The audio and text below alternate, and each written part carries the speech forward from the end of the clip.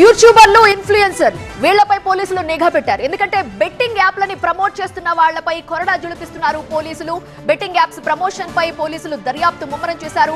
YouTubers ఇన్ఫ్లుయెన్సర్లపై Panjagutta పోలీసులు నిఘా పెట్టారు. ఇప్పటికే 11 మంది ఇన్ఫ్లుయెన్సర్స్ పై కేసు నమోదు చేశారు. మొన్న 2కి నోటీసులు ఇచ్చారు పంజాగుట్ట పోలీసులు.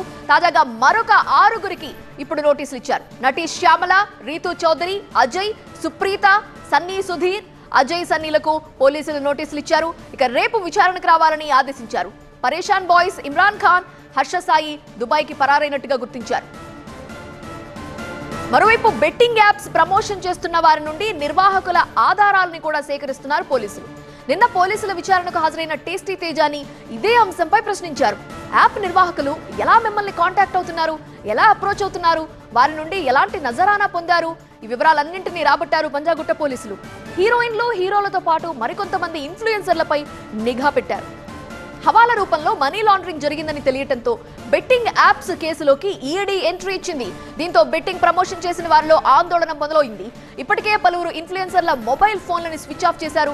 వారి కోసం ఇప్పుడు ప్రత్యేక బృందాలు ఏర్పాటు చేసి గాలించడంతో పాటు టెక్నికల్ గాను వారి లొకేషన్లను ట్రేస్ చేసే పనిలో ఉన్నారు పోలీసులు.